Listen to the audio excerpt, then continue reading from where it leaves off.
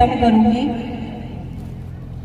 आज की तारीख में जो कांति भाई ने कहा कि सारी सरकारों के मुख्य लोग हमें मालिक स्वीकार करने के लिए तैयार हो गए, लेकिन अभी भी हमारे ही लोग खुद को मालिक स्वीकार नहीं कर रहे हैं। हमारे यहाँ पे जिस गांव से मैं हूँ या जो क्षेत्र मेरा है, वहाँ पे जब मैं छोटी थी और अभी भी वहाँ एक दूसरे से जब मिलते हैं तो जे मालिक ऐसा कहते थे।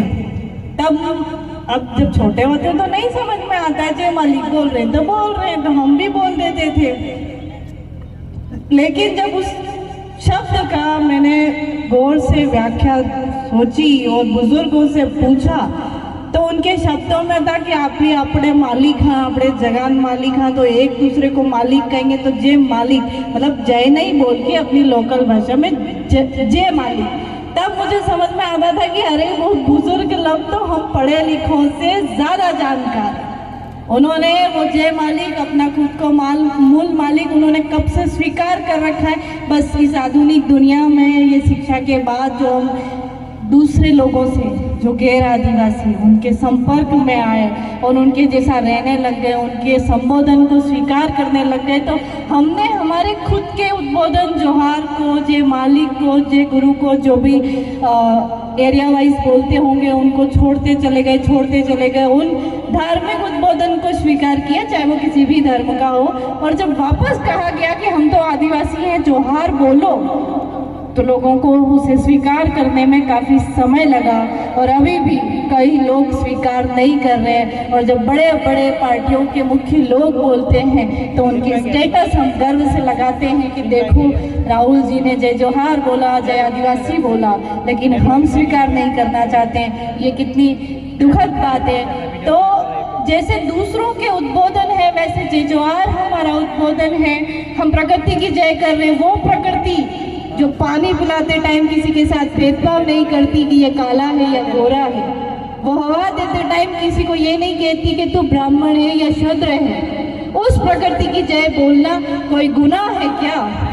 जब गुनाह नहीं है, मैं तो कहती हूँ न केवल आदिवासियों को बल्कि एक दिन पूरे विश्व को जय जोहार बोलना चाहिए, क्योंकि इस कुदरत से बड़ी कोई ताकत मेरी नज़र में है ही नहीं और आपकी नज़र में भी मुझे लगता नहीं होगी।